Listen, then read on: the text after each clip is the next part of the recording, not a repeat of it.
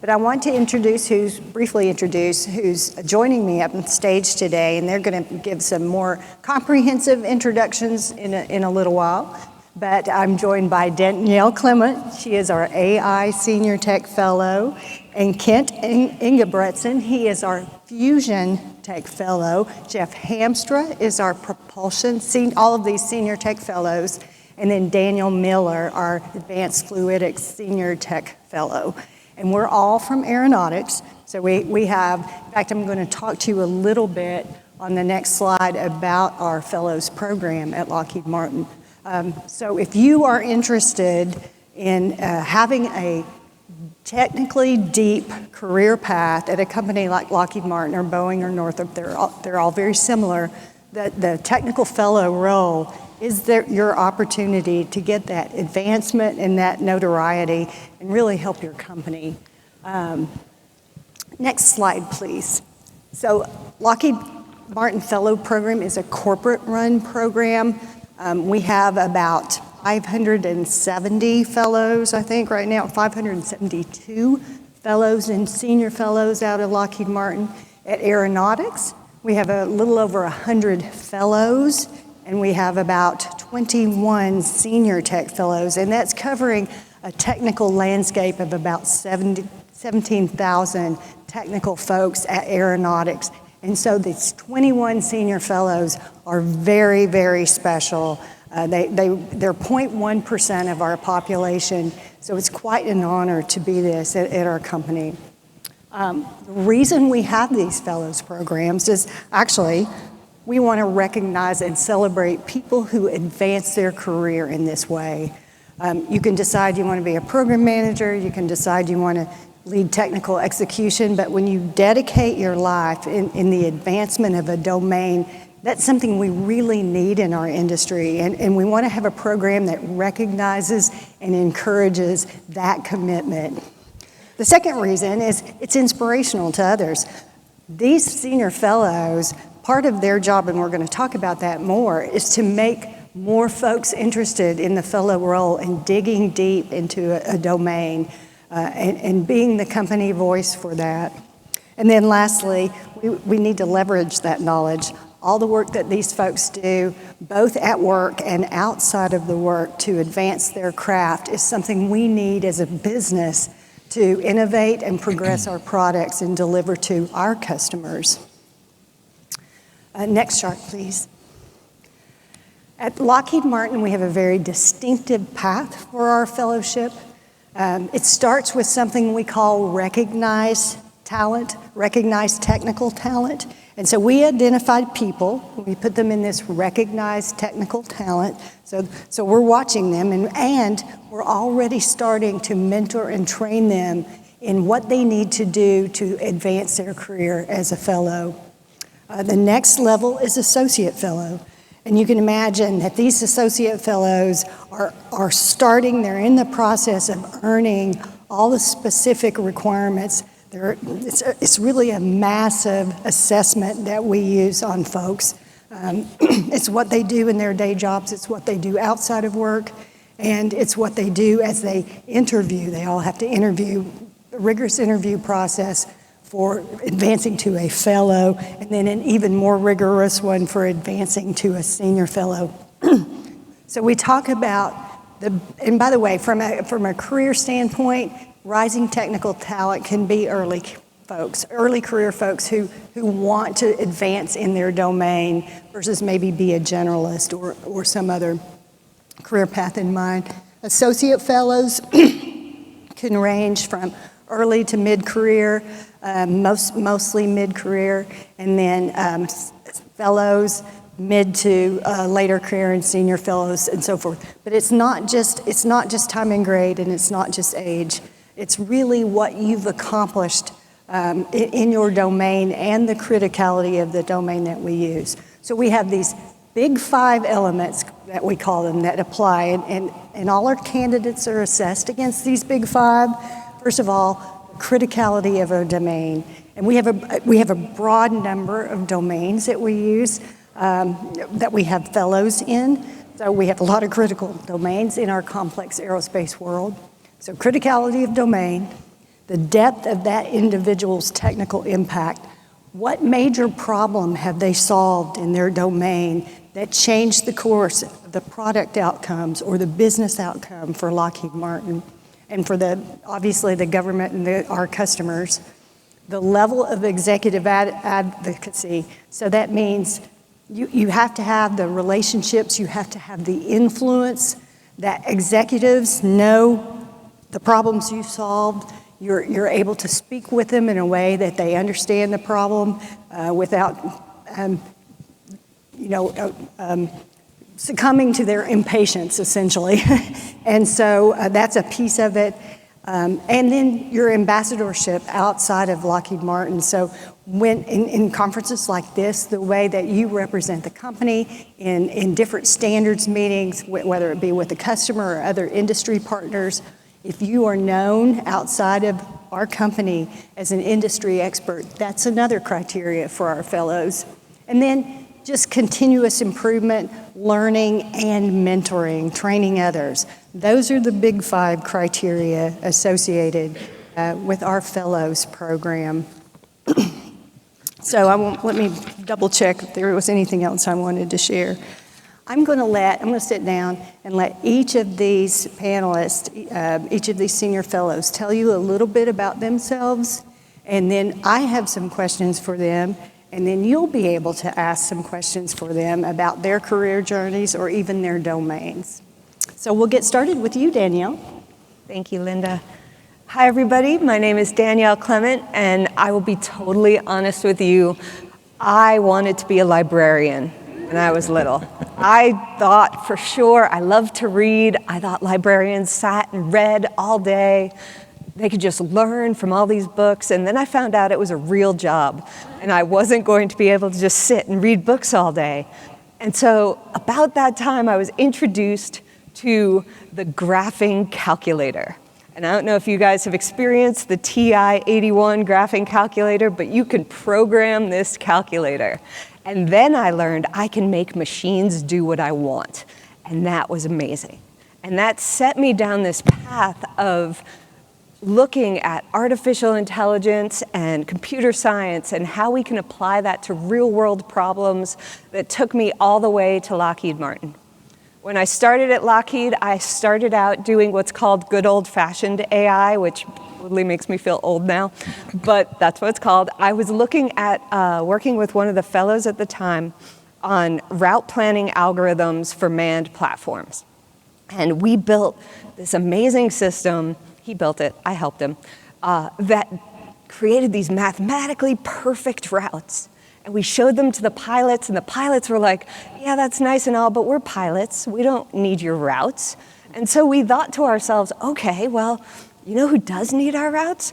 Unmanned systems. And suddenly that technology was there and able to be applied to this new autonomy field, and I got to be in on it when I just started out. I spent most of my career in autonomy. Lockheed Martin has supported me through a master's degree, through my PhD, and then most recently, I've actually been able to apply not just good old-fashioned AI skills, but the more modern AI techniques to the systems we build and the processes we employ.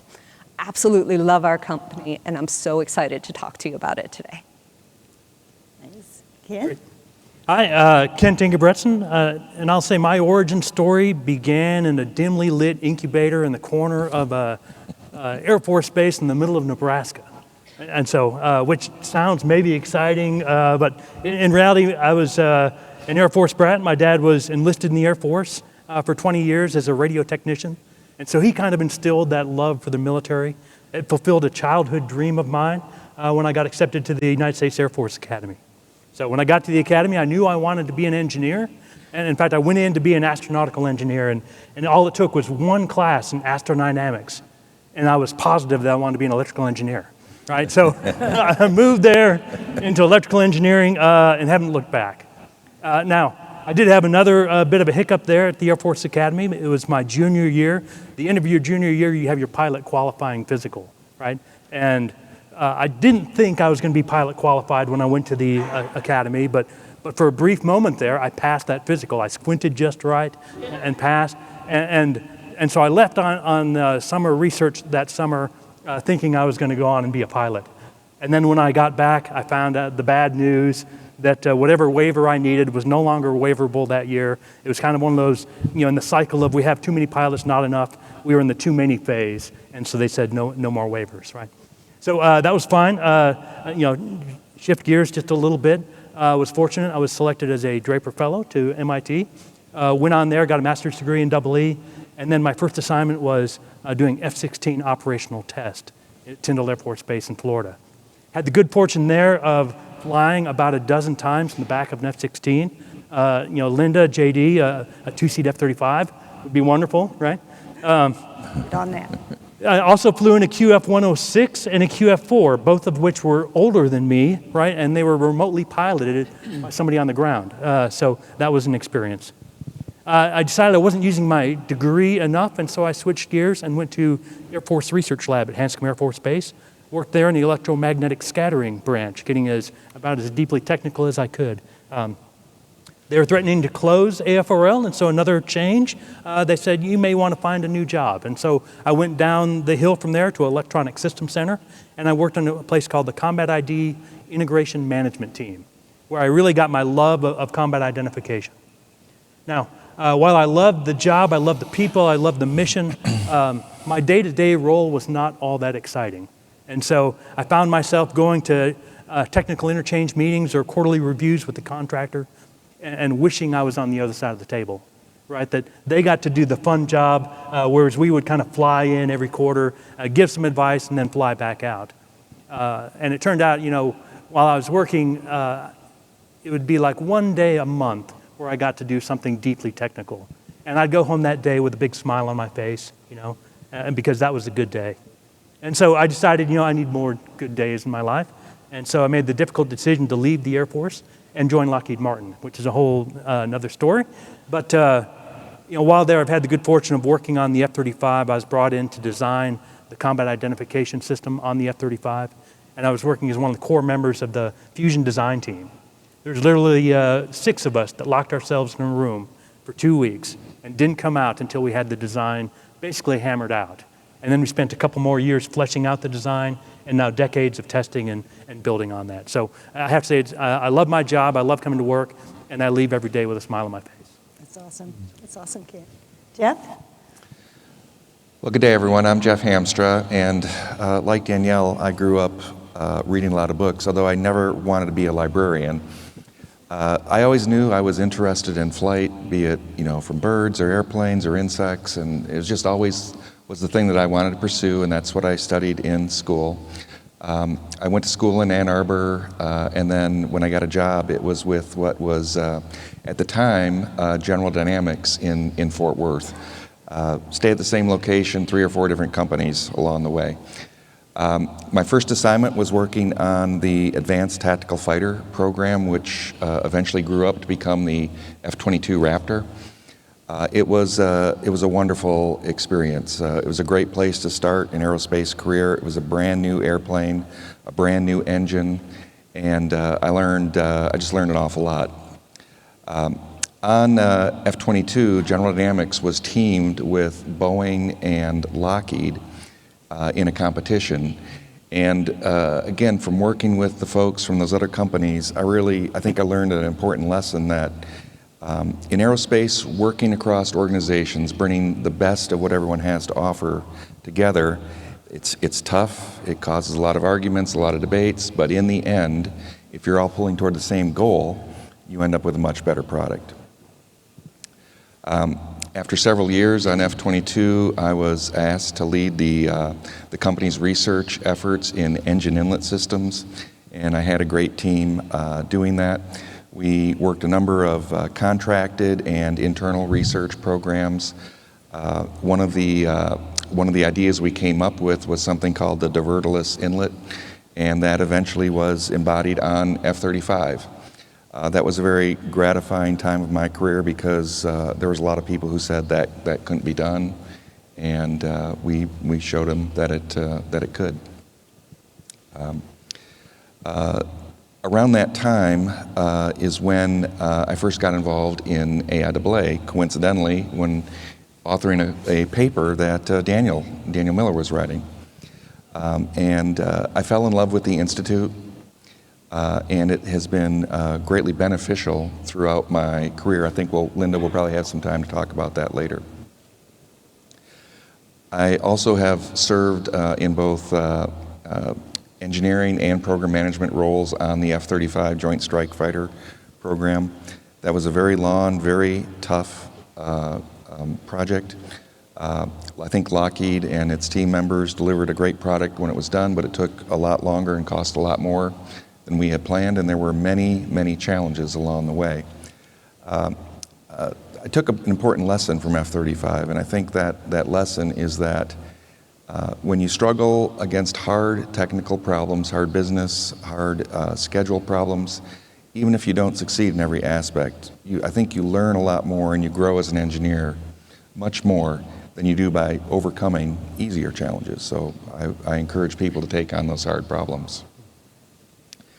As the F-35 development program was winding down around 2018, we at Lockheed Martin decided to partner with AIAA to tell the entire F-35 development story in an AIAA forum. We ended up with a 2-day special track at Aviation 2018 in Atlanta.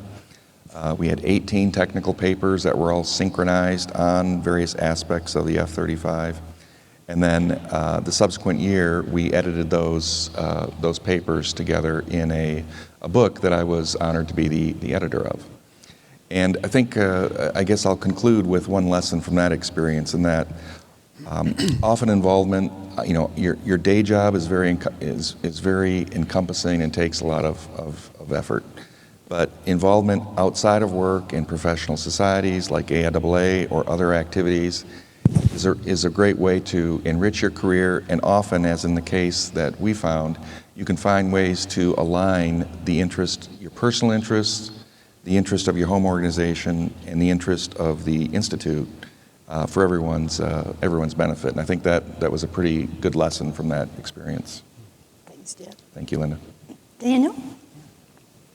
Hello, I'm Daniel, and my short story. I had intimations of engineering as a young boy, delivering heavy satchels of newspapers to homes, door to door. That's the way it used to be done. It was very hard work, heavy lifting, and a lot of hustle. And that caused me to dream a bit. And I had this idea of boy, would it be a lot better solution to have small aircraft do my deliveries for me door to door. Unfortunately, there was no Amazon at the time, so no opportunity to carry that idea forward, but that was at least a seed for me for aeronautical engineering. I'm going to attempt to kind of unpack my short story using 5 pillars. They're highlighted on my slide. You can hunt for them while I talk. I'm actually not going to talk the details of the slide, but do a little bit of backstory behind them. 5 pillars: education, aircraft programs, technology, collaboration, and communication. These evolved over time. I didn't get them out of a book. No one actually gave them to me. A couple words on each, and then the role of AIAA in fostering them. Education. Main comment there, I was fortunate to go to a school that not only had a good, strong foundation for engineering, but they required a significant liberal arts curricula, which I resisted at the time, but in retrospect, I think provided me a foundation from which to be able to both observe the world and engage with it in a productive way. And I would posit that it helped teach me how to think, not what to think. And that laid a really nice foundation for the rest of my career.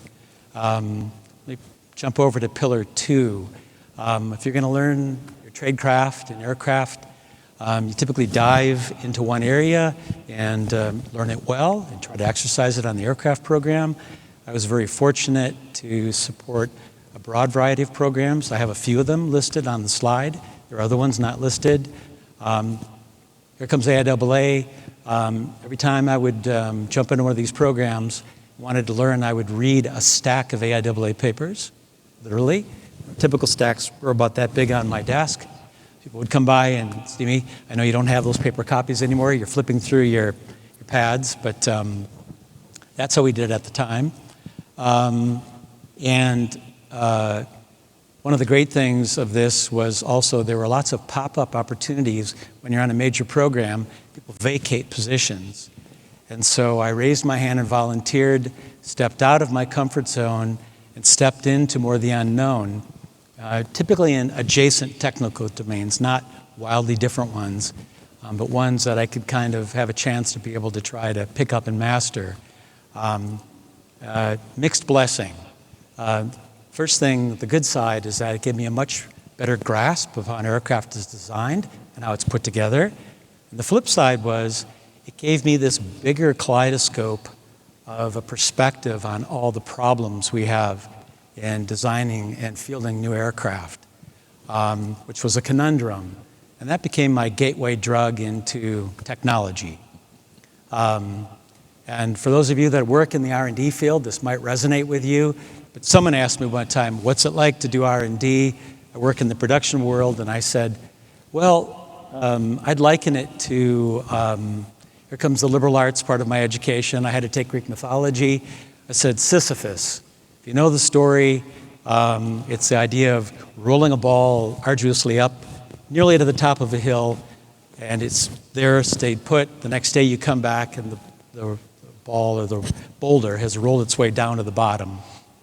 Essentially rinse and repeat. And the reality is that's the long game that I found I had to play in doing technology development. There's no shortcuts. It takes that arduous perseverance to eventually get to a breakthrough. That's the long game breakthrough. But I would say when it happens, it gives an inexplicable sense of meaning and satisfaction. So the other thing I would say is that in technology is that a lot of problems are bigger than just your domain. They're very multidisciplinary. And this became a path to my final two pillars that I'll talk about, and that's collaboration and communication, and specifically the AIAA. Because in the AIAA, as I became involved in it, it showed me a much bigger world. I was able to get ideas from other people in other disciplines that formed pieces of the puzzles that I was trying to solve. And then vitally, I got feedback on my own ideas as I would prepare my ideas, write them, publish them, and then present them and get feedback from a much wider audience than I would have in my own little domain. So AIAA proved to be invaluable there. I participated actively in a couple of technical committees. That was a great experience, solving problems across boundaries. And then AIAA somehow approached me and asked me to develop a series of short courses, which I did with colleagues. We've done over a long period of years. And then they said, well, that's good. Actually, wouldn't it be nice to have a textbook that could accompany your courses and it could be used in academia? I resisted. So they asked my boss, and then my boss asked me, and then I ended up doing the book with a series of colleagues. And one thing I'm real pleased about, both the short courses and the book, is we did manage to work with AIAA that all the proceeds for those go back into AIAA to underwrite student involvement. So hopefully that's done some good. Let's see. I think that covers most of the gamut. In my pillars, I'd say that in summary, I didn't find that there are any short circuits to trying to develop my career across these pillars.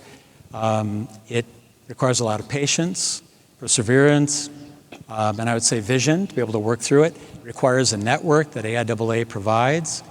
And I think that's my short story. Thanks, Daniel.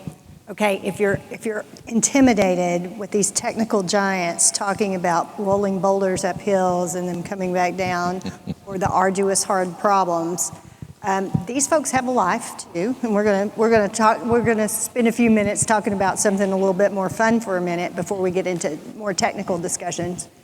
So every other year, our corporation has a fellows conference where all 572 fellows and some of the associate fellows are invited, and we do it someplace fun. We just had one in Orlando, and we always, the Aero folks, always have a little getaway.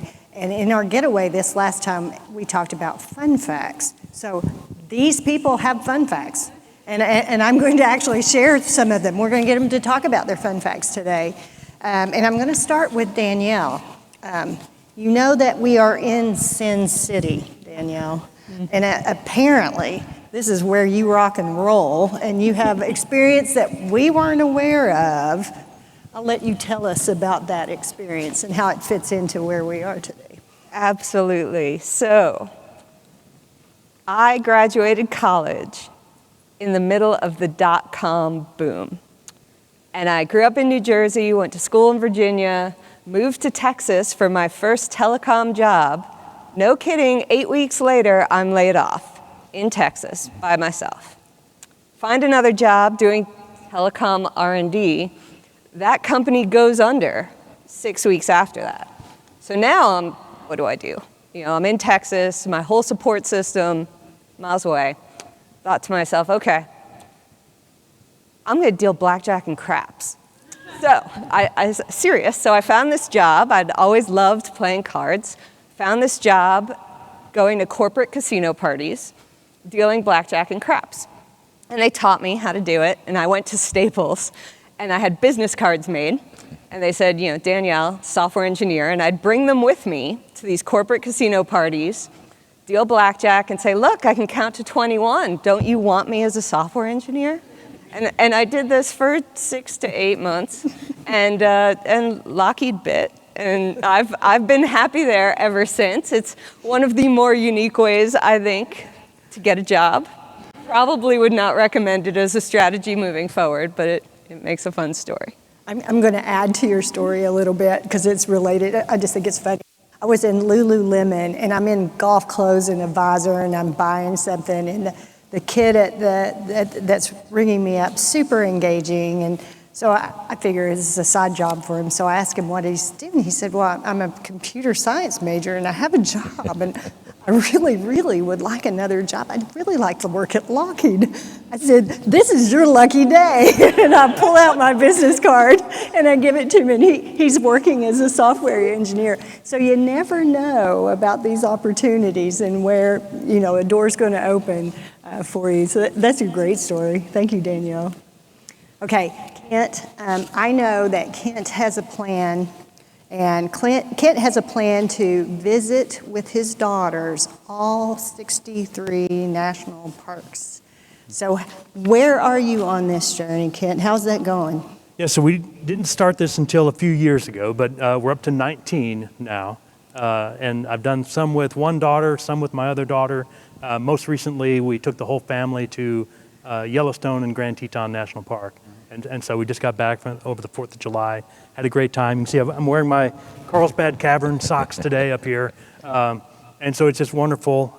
When we were there, one of the highlights, and it's just, I think every one of the national parks is so different if anybody's kind of done a similar quest. But we're at Yellowstone, and there you have the bear jams. You're driving along, and all of a sudden, all traffic stops. Yeah. Right, because there's an animal, right? Somebody saw a squirrel, and pretty soon we're all stopping, And so we were driving along as our last day at Yellowstone, and we saw all of these people stopped, right? We were driving through this place called Hayden Valley, and we're like, I don't know what that is. And so we stopped the car, not on the side of the road because it was just full on both sides. So we just stopped the car right in the middle of the road.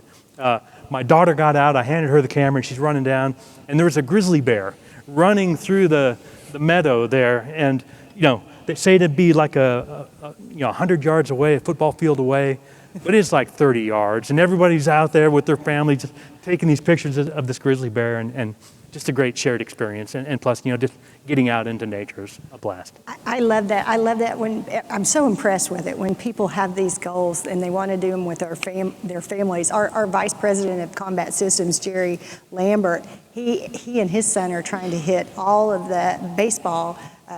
The pro baseball fields across the country, and they've been doing that together. And I think it's really nice when you make that a game for your whole family to participate in. That's cool. Okay, Jeff's fun fact is going to be shocking to you. Okay, it's just going to shock you. Certainly did me. So how many of you know what MCU is? MCU. Okay, Jeff, I'm not the only one. Jeff taught me this. This is Marvel Cinematic Universe is MCU. And the reason that Jeff knows this and I don't is he is a comic book collector beyond all that I've known. So Jeff, tell us a little bit about this hobby you have. Well, sure, Linda. As I mentioned, I loved to read as a child. I grew up in a small town, and it was a pretty small fishbowl. And I got involved in comic books very early in my life. Just the amazing aspects of the stories, the incredible things that happened were very engaging.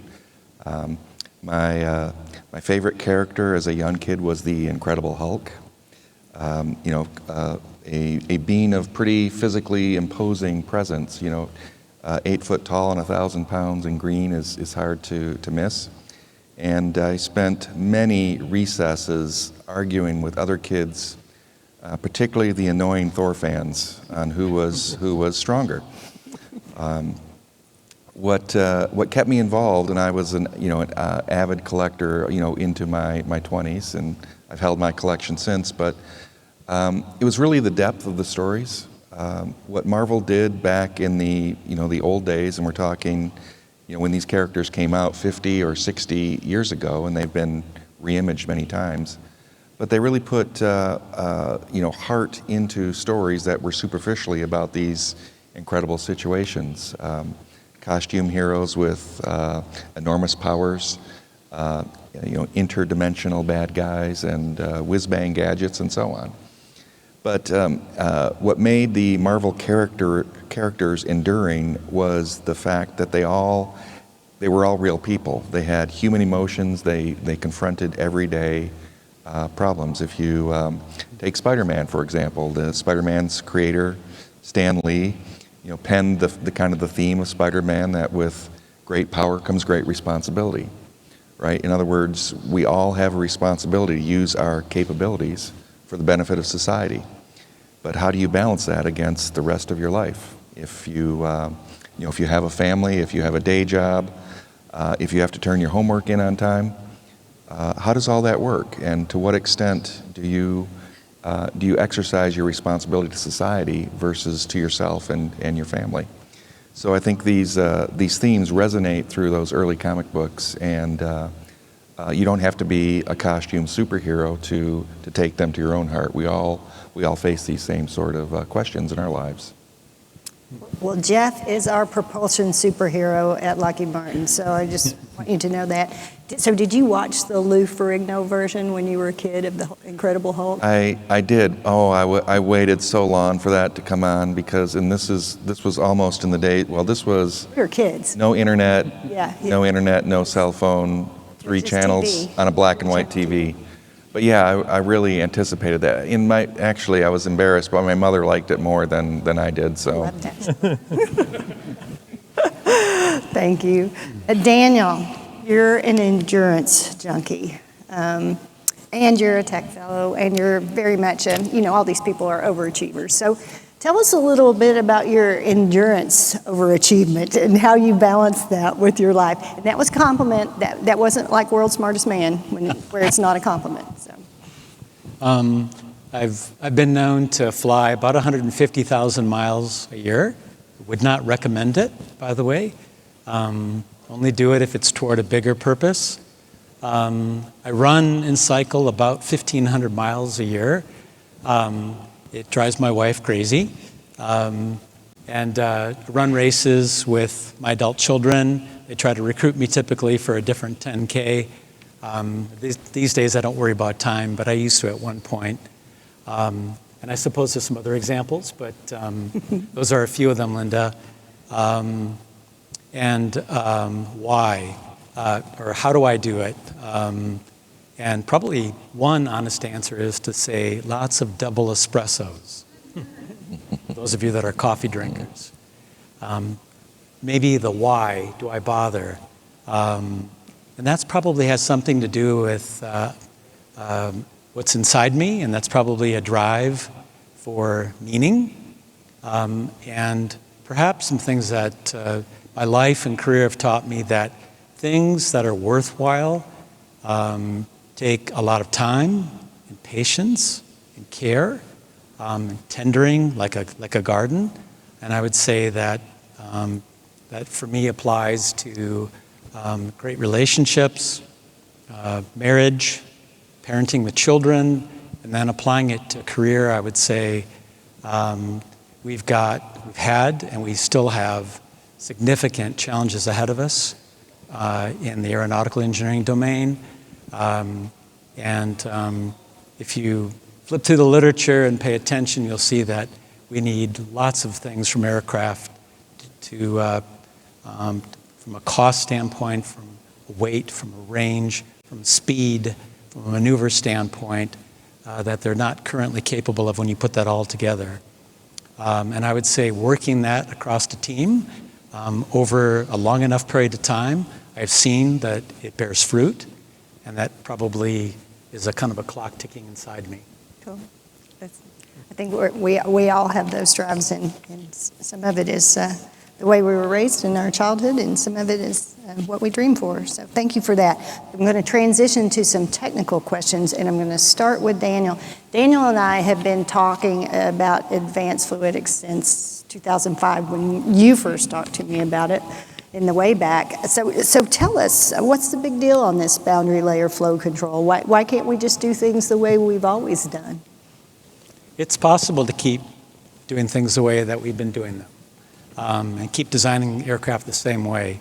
The concern is that, once again, I'll allude to this, if you listen to what our customers are saying and what's being published in the AIAA community, are some significant goals for the future.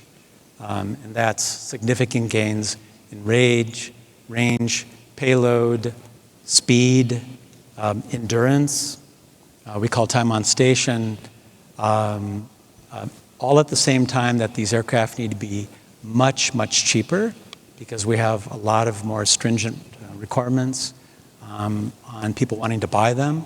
We want to be able to buy many more of them with the same amount of dollars. And then, oh, by the way, they'd like to be able to produce them much faster. So what does that equate to? We can keep doing the things the way we've been, and maybe we can achieve that, or maybe we need a new playbook.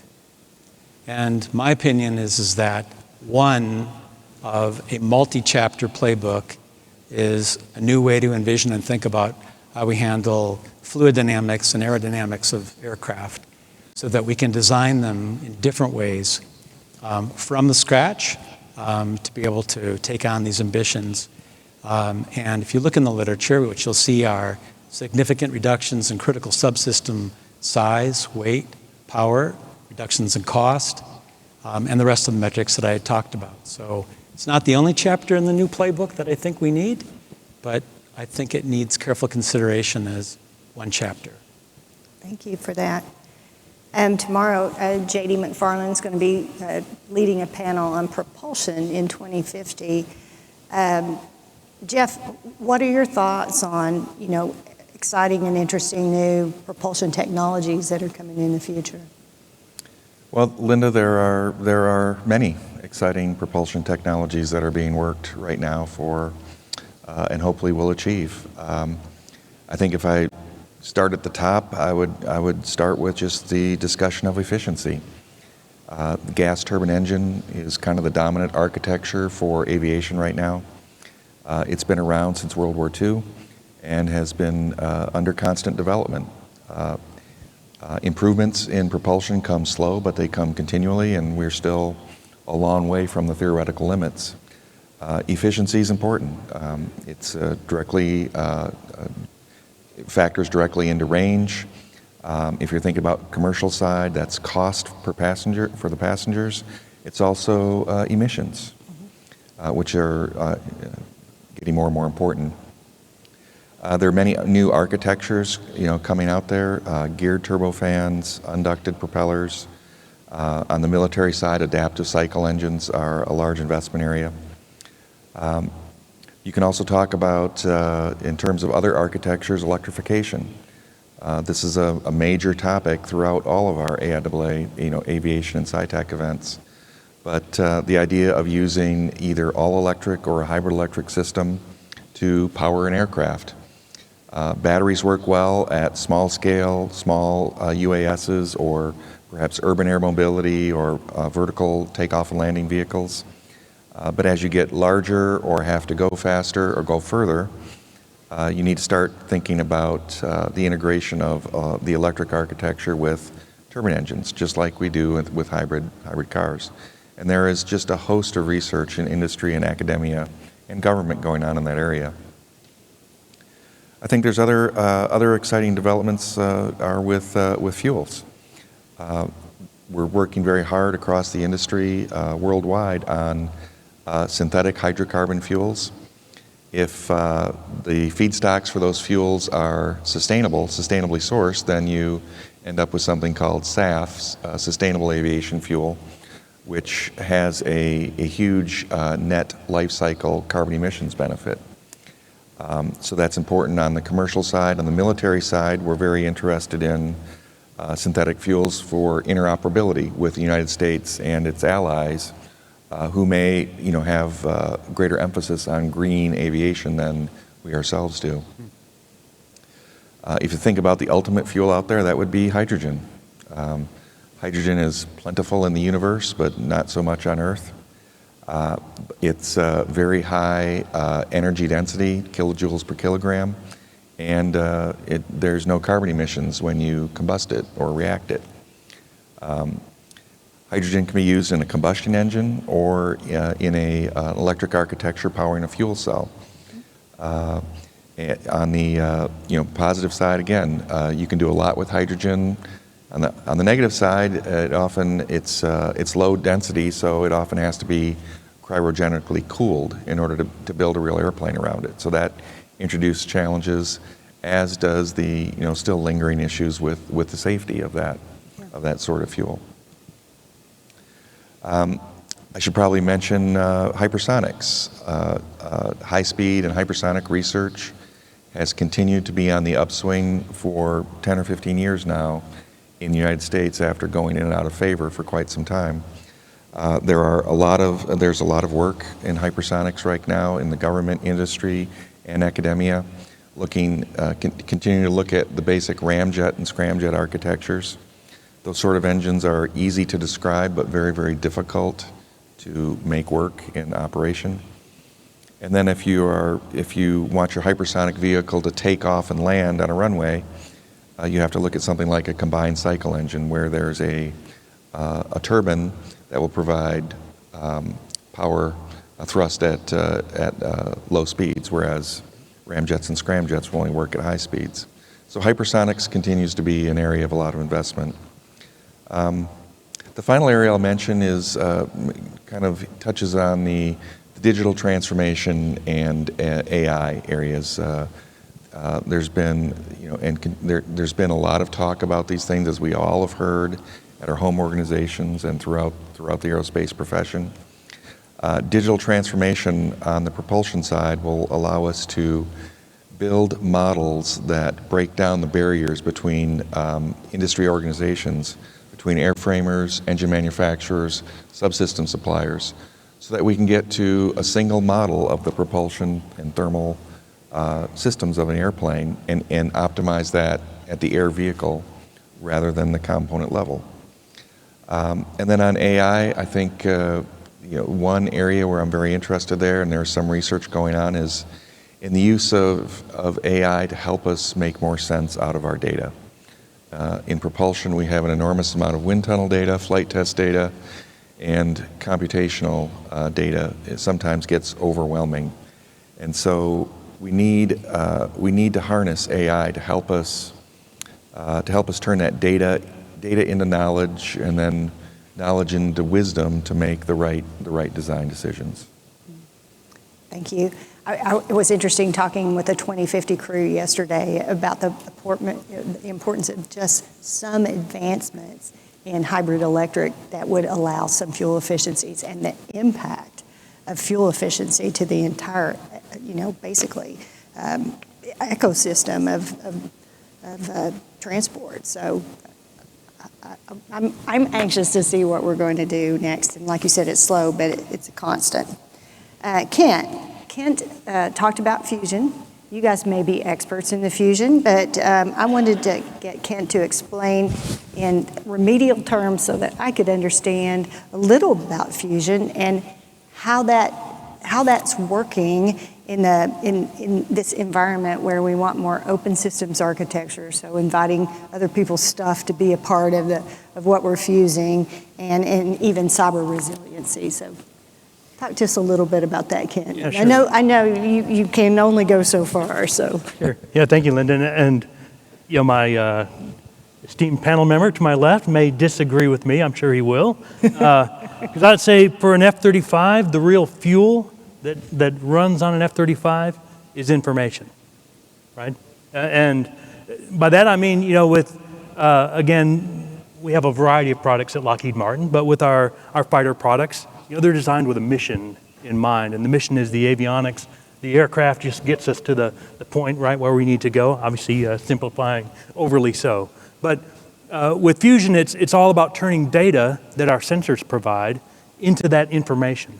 And the information that we then generate from that data is then used to feed all of the subsystems on the aircraft, right? A key of that is the pilot, right? First and foremost, right? Giving that situational awareness, where the good guys are, where the bad guys are, but also feeding the information to the weapon systems, and then sharing with our friends, right? Over various data links, whether they're other F-35s over our intraflight data link or other aircraft. So fusion is really all about the data, creating data or information from data, and then sharing it around.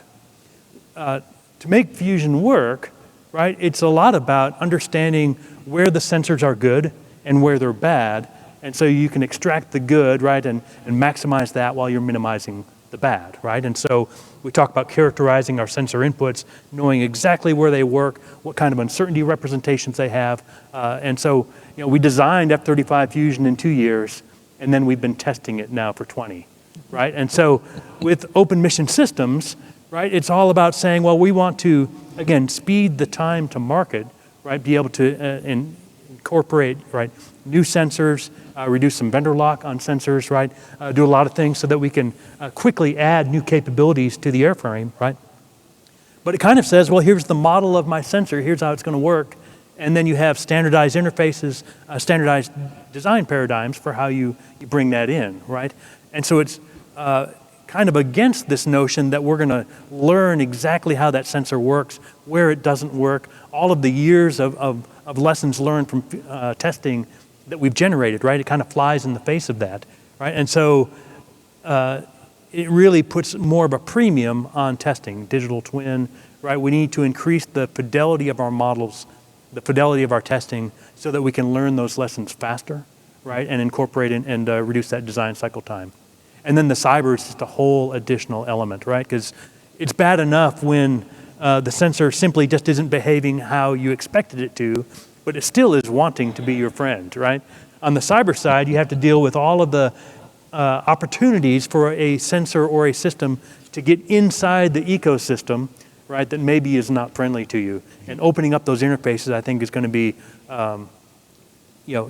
make it more increasingly likelihood that some nefarious actor can get in there, right? So again, a lot of it's testing. There's a lot of layers to cyber, but a large part is with fusion, you also have opportunity because you have not just one sensor that somebody has to fool. They have to fool all of the sensors, right? And so we, again, as part of getting that information, there's so much data to pull from that we have a lot of opportunities in the design space, right? And a lot of challenges to solve in the future. I think it's fascinating, with my little PBRN, I kind of think it's big data for the airplane, right? Yeah, it really is. Doing, and not just mission data, but obviously failure data and life data, basically degradation data, all of that is part of the big data system that in the ecosphere of the F-35. Danielle, artificial intelligence. Lots of movement here. So how do you got a day job, and she's got a big day job. How do you keep up with all the advancements in this technology that you're our superhero of AI in the company? How are you keeping up with that? Well, it helps that I like to read. There's just so much movement in this industry. It's amazing. It is a fun time to be involved in AI right now. It is also sometimes frustrating to be involved in AI right now, because there is so much out there and there is so much enthusiasm. AI feels like it burst into the mainstream maybe 10, 15 years ago with AlphaGo, and then all the transformer architectures with ChatGPT and associated follow-ons just a few years ago. It feels like everyone's talking about it.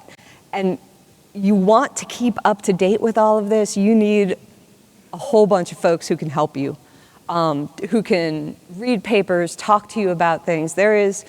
I've been working in AI in one form or another for 25 years now, and in my opinion, there's absolutely no substitute for human creativity and critical thinking skills when it comes to assessing these technologies and how they can apply to the complex and intricate systems we build.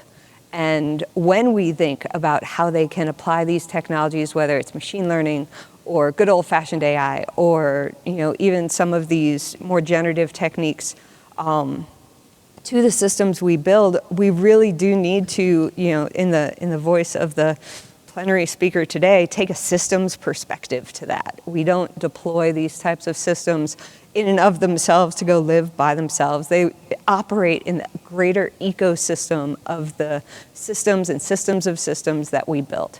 And so we need to think about that, including the human, including our test environments, including the provenance of our data sets and our data understanding. And it's so exciting to be in this space right now and help kind of architect and guide how we apply this, what feels like science fiction technology to the systems that are real and that we're building today. It's amazing. Absolutely outstanding. Super, super exciting field. And I certainly know there's not a day that goes by that somebody's not telling you that you need to be using AI to do your job. So thank you for that. I have a few questions before we go to audience questions. And Danielle, I'll start with you on this, but others can jump in. What advice do you have for a student or early career person who might aspire to fellowship? How should they get started? Okay, Linda, some thoughts. I'm going to repeat a theme here. And I would say, if I were offering the advice, I would say learn to play the long game. I don't find that there's any good shortcuts. In fact, I'd say those shortcuts, if you've ever played the game Chutes and Ladders, we played it in our family, we still play it. But I would say that's a chute. The ladders, and taking the path, of course, is part of that long game. A couple examples of that to cite. If you're familiar with the Chartres Cathedral in France, some of you may have been there or have read about it, has a very fascinating maze in the church. And the idea of the maze is that from a life standpoint, you're at the outer periphery trying to get into the center where the goal is. And what's interesting about this very, very old maze is if you actually want to get to the center, the maze forces you to go through this long, circuitous path where you travel through every sector of the maze until you finally arrive at the center. And I find that piece of it, that goes along with the advice. There's no good shortcuts. If we have readers on the panel, I'm sure readers in the audience, I'm a fan of Malcolm Gladwell. He has a really good book called Outliers. If you haven't read it, check it out. There's good career advice in there if you're interested in the technical fellow path. And Gladwell cites all these famous people who we think are just like natural, brilliant geniuses. And what it turns out is he doesn't diminish their stardom, but he says how they got there was about 10,000 hours of practice to learn their trade craft. That stuck with me a long period of time. So I think you get the idea that having that perspective, that you have to have a lot of patience and persistence. When you see obstacles in your path in your career, treat them as opportunities. Oftentimes going around them is not the best answer. Sometimes it's best to go right through them, because what you'll gain is invaluable experience that you would not have gained from that by dealing with that difficulty. And then I'm going to, of course, have to add to that, build a network, seek feedback, gain ideas from other people, AIAA. And I hope I've underscored that with like that. That's in publishing, that's in getting involved with the technical committee, and when they ask for things to be done, raise your hand. Not for everything, but if something sounds of interest, it'll take sweat and rolling up your sleeves, but the reward from it is fantastic. And I would posit at least those are some of the things I would recommend to somebody considering this path. Well, thank you for that. I'm going to target this one at you, Jeff. We're in the defense industry, and I believe strongly, obviously, in this mission, in our mission. But what drew you to the defense industry, and do you still think that's an attractive career choice in today's day? Well, I do, Linda. What drew me to the industry, what really drew me to the aerospace profession was the opportunity to work on some of the most challenging technical problems that we have. Our aerospace products are complicated. They operate at the most extreme conditions possible, both in terms of the flight environment and from a propulsion standpoint, in terms of the environment within the machine itself. But if I generalize a little bit, I was always, in terms of my personal feelings, again, I was always just interested in flight and what's the art of the possible? What could one do if you had a chance to work on things? And is it still a viable path? Is it important? Well, you bet. Aerospace engineers, in terms of the defense aspect, we create the technologies, many of the technologies that help ensure that we have a stable way of life here and that people can, live as they see fit and pursue their dreams. But despite how important the digital world is, the virtual world, people are still people. We want to get together, we want to travel. Aerospace engineers enable us to do that, and I hope that one day we'll look beyond the confines of Earth, perhaps beyond the confines of the solar system, and I think the human spirit and aerospace engineers will be the ones that can carry us there. That's so cool. When my children were little, I worked with a person, and his wife told her children that it was okay because she worked as a care flight nurse, helicopter nurse, and a neonatal. And it was okay that their mommy worked, because she saved babies. And here I'm working at the defense contractor, and I started thinking about that. What do I tell my child? And I tell my child that I save babies too. And because everybody's putting their 18-year-old or their 20-year-old baby into products that we build to live in an uncomfortable way for our freedom. And I think that is an admirable career for all of us to be a part of, putting our folks in the best products possible when they're willing to give their lives for us. So that was the Linda O'Brien commercial to that. Kent, you've had setbacks in your career. Tell me, we all do, by the way, we've all had setbacks in our career. Tell me one that was particularly mindful to you. Yeah, we had a pretty big one on F-35. So, again, I had the pleasure of working on it now for, 23 and a half years, right? And seeing it from a blank sheet of paper all the way through design and test. Well, we designed the F-35 in a series of blocks, and so we had our we changed the numbers all the time, but through these blocks, we would basically put, by the time we got to block 2, we'd put all the sensors on the plane. We had integrated them. We had most of the modes working. And then the very end of our block 2, we added this thing called MABEL, which is our multi-flight, our data link between F-35s, right? So that we have this data link that connects all the F-35s, and we went from flying as a single aircraft to now flying and fighting as a wolf pack, right? Where everybody's combining their information together. And then another interesting part about Block 2 was that the Marine Corps had said that they were going to go IOC with our Block 2 aircraft, right? And that was something, and it was really Block 3 we were going to be done. So Block 2 is before we're done, let's go IOC with this aircraft. And so we had this very nice phased testing plan where we kind of crawl and then walk and run, right? And at the end of Block 2, we just now put on this data link that connects all the aircraft together. And then as part of trying to say we could go on and be ready for IOC, we switched in our test community from these very scripted, 1v1 kind of scenarios to let's just fly the jet tactically, right? With tactics that hadn't been generated yet, but we're going to go out and fly tactically. And they came back from that first flight, and it was an absolute disaster.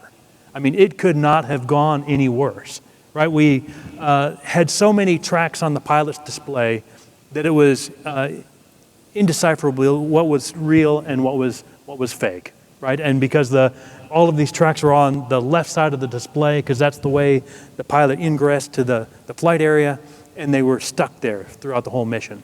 And so it was a real low point in the program, right, going through that. And just a couple weeks later, I was called to go out to Crystal City, where our program office was, to brief the 3-star general on what was going on and why was fusion so bad, right? And so that was a really kind of go into the principal's office kind of moment. But, we started to then just dig back to first principles and say, okay, what happened here, and find all the way back to where the problem started.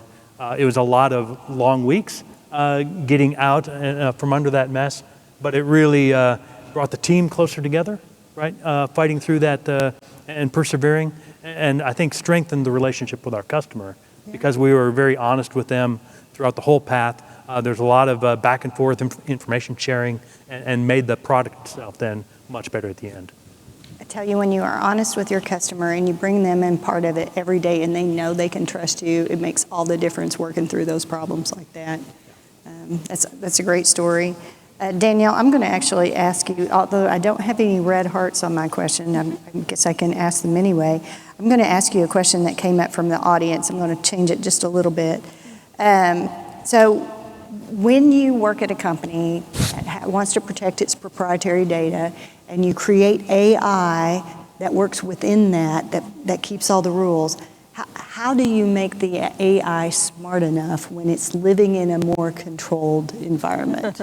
Well, I read an article this morning that was very interesting, and it talked about how when people say AI and mean generative AI, that's like talking about a microwave and meaning cooking, or vice versa. Like, there are so many different flavors and varieties and aspects of AI. And yeah, the large language models are trained on large amounts of data and need that to be effective at communicating language. But there's so many other types, variants, applications of AI, and so much of it really benefits from the kind of fun, messy, interesting data that we have kind of only in this environment. So, there are definitely things that we are well suited to do in the ecosystems we have. And being able to work on these types of problems that are messy. You go to school for AI and they give you kind of carefully curated data sets and you learn a lot, but you don't necessarily see all of the intricacies of, maybe my maintenance logs were entered in by humans, and the first answer is the easiest one, and so they always pick that one. And so your data is wrong. How do you find that? How do you address it? Like this is an amazing opportunity to understand, human psychology and cognition and just the messiness of who we are as people and how that applies to our systems. So I love working in the ecosystem we're in. As an AI person, I think our problems are fun and challenging and incredibly important and valuable. And so highly recommend it. So number one voted up question, I guess they're worried about a trap. If you start down the tech fellow route and then decide it's not for you, is it an easy return to other career paths? Oh my goodness, it's a trap. It's a trap. No, I'm going to answer this. Absolutely. We have people who pursue tech fellowships and decide they want to be a chief engineer. We have people who pursue that and end up being in program management. In most of your companies, and certainly in our company, there are no traps. So you have options to bloom different places and plant yourself in different roles. So sorry fellows, I answered that one for you. So with such demanding jobs, what advice do you have for balancing the work while pursuing all the externals that are required, the mentorship, the ambassadorship, the involvement in industry? How do you balance all of that so that you actually make time to do your work and become a fellow?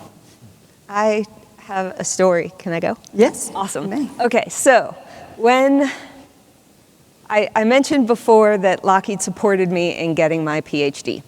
What I did not tell you is that it took me 10 years, which is a very long time. The first part of it, the coursework, no problem. Lockheed was great. I could leave kind of in the middle of the day, go to classes. It was wonderful. And then I got to the research part. And I will tell you, I do research and development for a living, right? But I could not figure out how to make progress on my dissertation research. I tried everything. I tried waking up early in the mornings and spending the first 2 hours of my day doing research. I tried taking weeks off in the middle of the year to just go to school and do research. Nothing was working. And I will tell you, I did that for 3 years. And I did it for 3 years, frankly, because I was too proud to ask for help. And I felt in the process of doing this very much like I failed and I didn't want to admit it. And if I just kept going, like something would change. Finally, I decided that that was dumb. And I went to my boss at the time and I was like, okay, well, I know if I go talk to him about going part-time to finish my PhD, he's going to move me from like the rock star list to the slacker list, and there's no coming back from the slacker list, but that's okay. I'll get my PhD and I'll go teach or something. It'll be fine. This is, I want to achieve this. And so I went and talked to him. I said, I don't know what to do. I'm going to have to go part-time. And he said, oh my God, we could see that you were struggling. We didn't know how to help you. What can we do? And not only did he approve my part-time, totally supported me in it when I got promoted as a part-time employee. When I ended up having to move to another effort, they went out and advocated for me to other teams, saying things like part-time Danielle is better than full-time anyone else, which I don't know if that's true, but it was very nice to hear. And I don't, when I came back from part-time, I just felt this relief at completing this goal and this milestone that that I had really worked so hard for, and that I know I couldn't have done without the support of my team and my boss. And so my advice when it comes to balancing the hard work we're doing with life is ask for help faster than you want to. Don't let your own pride and ego get in the way of achieving what you want to achieve, and know that the people who count will support you. I want to say that I was working with you when you made that decision or in that time frame. And the reason Danielle was so supported was because she was so excellent. And so start with being excellent. It starts with really being excellent, and that it's so much easier to support someone that's excellent than someone that's not so good and asking for something special. So, and you've done a great job. So, I got one to add amazing. there too. I would love that. Yeah, sure. So I want to touch on the mentoring, right? Because that was the whole reason why I ended up at Lockheed Martin. I was had made that difficult decision to leave the Air Force, and I was looking to where do I want to go? What do I want to do? And I kind of said, well, I wanted to go anywhere, but I didn't want to go to Los Angeles. Nothing against people there. I'd been there, I'd worked there, and I'm like, yeah, okay, I didn't want to go back. Didn't want to raise a family there. And I didn't want to go to Texas. And maybe it was the Texans that I'd met from the Air Force Academy or something, but I said, you can always tell a Texan, right? And so I was getting calls from various companies, and including, I think most were coming from Raytheon in Los Angeles and from Lockheed Martin in Texas. And I wasn't even answering the call. This was back in the old days. There's no cell phones, right? And they're calling. And but finally, the hiring manager called, and he talked to my wife. He got her on the phone because they just had the home number. And he talked to her for 30 minutes. And she finally said, all right, that's enough. Here's his number at work. Leave me alone, right? And so he called me at work, and we had a long conversation. We talked for over an hour. And through the course of that conversation, it was not just why I was the right person to come to Lockheed Martin, right? Why I was the right person for that job, but why Lockheed was the right company for me, right? And in this course of this hour, he talked about the progression of an engineer, right? And all of these different steps and other things, and I could really sense this notion of mentorship that it was somewhat lacking in the Air Force, because there, everything was understaffed, and you'd come in and maybe you'd have an overlap with the person before you, right? Maybe not. But it was like I was coming into a team. And so he brought me in, and certainly, like I said, through F-35, that fusion, we were part of a team, making these design decisions as a team. And then when it came to being a fellow, right, I had 2 senior fellows that took an interest in me and kind of talked through this pipeline. This notion that there's a progression, right? And these are the steps you need to take. And yes, the company cares about you doing these external things, right? It's not just about being good in your job. It's about being an ambassador, doing all of these. And so now, I'm in a position where I can give back, right? And say, okay, how many people can I promote to be a fellow, to be an associate fellow, to be an RTT along the way? And so that's been a big part. It's why I chose Lockheed Martin, and it's why I've stayed. So several people in the room are interested to understand how they might be recognized. What are the steps to being a recognized technical talent? I mean, what do you have to do early in your career that even starts that path?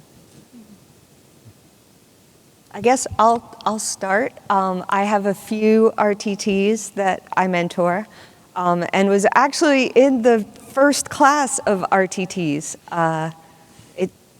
It has a lot to do with being intentional about this career path and investing in the discriminators that make a fellow stand out from a subject matter expert. So things like, do you have a mentor?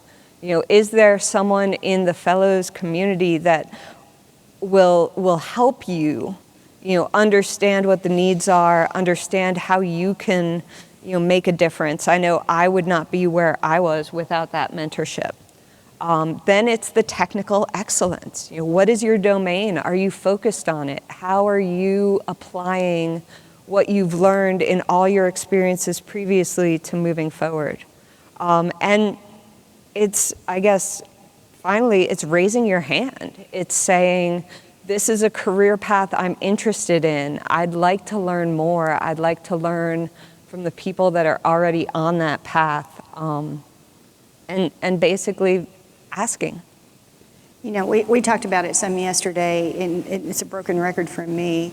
getting a technical foundation and technical depth in an area where you can start on the journey to be a subject matter expert. Even if you change your mind later and you want to get breadth, you need that regardless. Really, you need that regardless of any path that you take.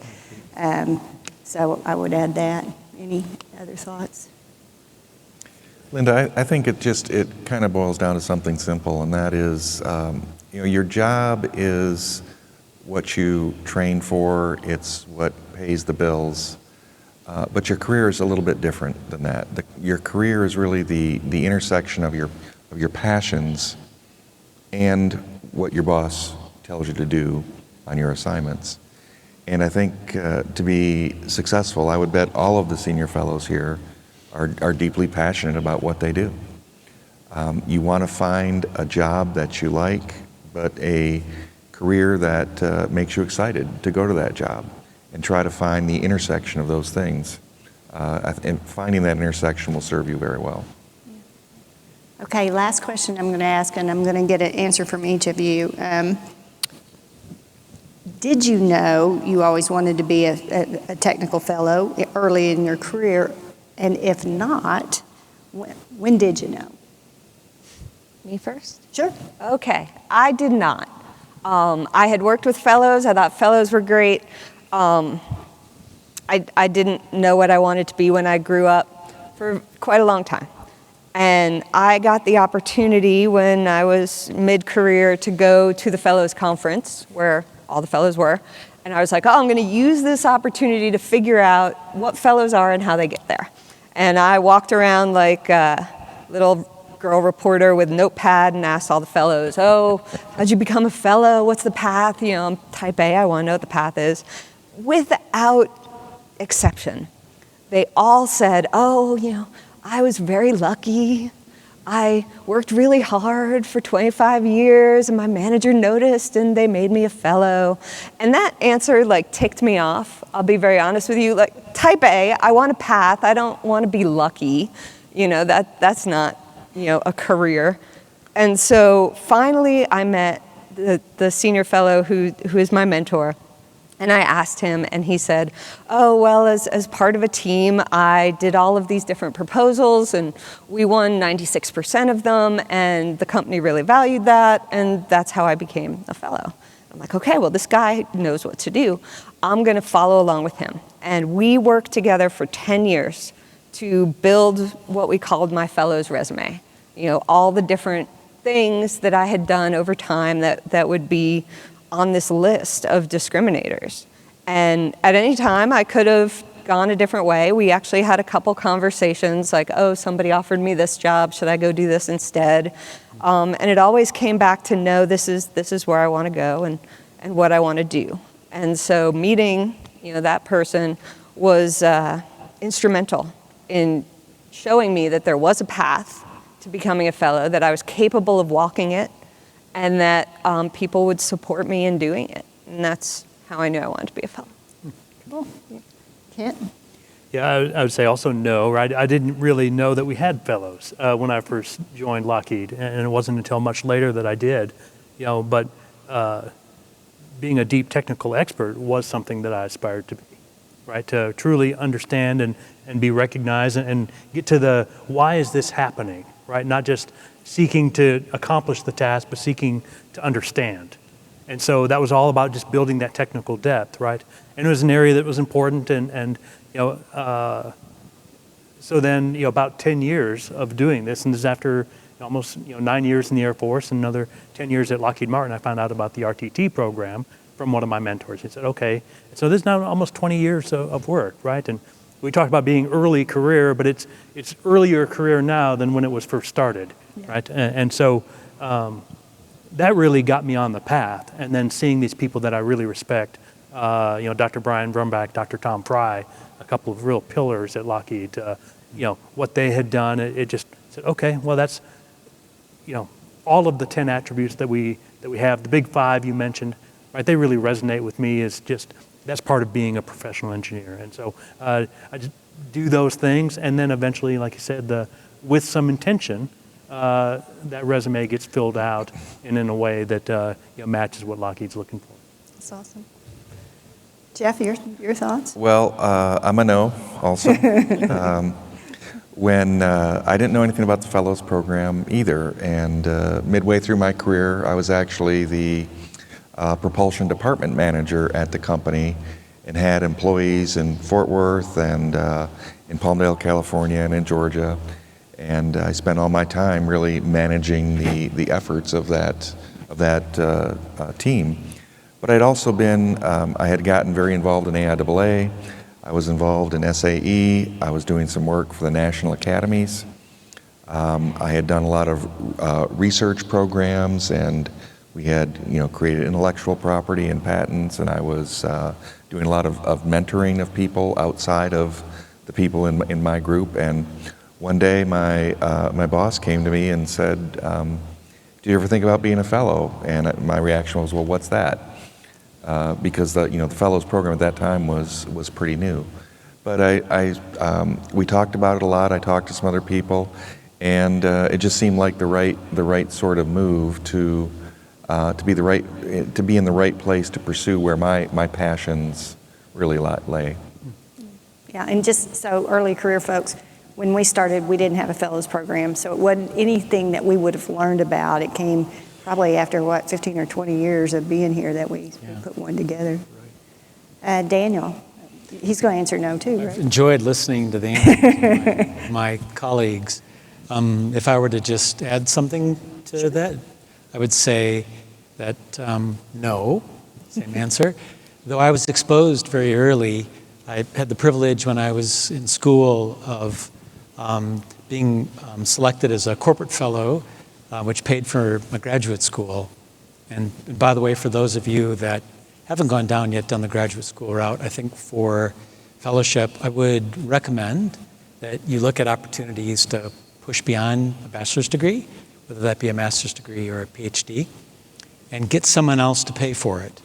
That's it's something in engineering you should not have to pay for a graduate degree, as there's lots of opportunities. So I was exposed at an early age to that, and then I had the chance in working with other partner companies of being exposed to the fellows and seeing the ability that they could exert to be able to serve the company, customers, colleagues, the country, and I would say that once again appealed probably to my sense of meaning. And then recapping on some of the comments that were made, Linda made a comment earlier, do excellent work, stick at it, learn your technical domain, which is going to take quite a long time. Look for opportunities. Oftentimes I mentioned there's obstacles. Those are sometimes opportunities for you to step into and learn something outside of your domain, even if it's uncomfortable. I look for adjacent opportunities that rounds you out, that may either be in technical areas or it could end up being in program management. Technical side, program management, opportunities to lead, opportunities to present your own work, both internally within your company and then within the AIAA. And I think that kind of fosters a soil that's conducive to fellowship. No guarantees, but nothing ventured, nothing gained. Linda? Thank you. Excellent answers. I want to thank each of our panelists today, lovely fellows, senior fellows. Thank you, Linda. Thank you, Linda. Thank you. And if you have more questions, this crew is going to be at the hub at between 3 and 3:30, so you can walk up. It'll be very informal. We'd love to have more of your questions on what we're really trying to emphasize is deep technical knowledge and pursuing technical excellence in a domain, because we need that as a nation to move forward and compete in the future world. So thank you for your time. Thank you for joining us today.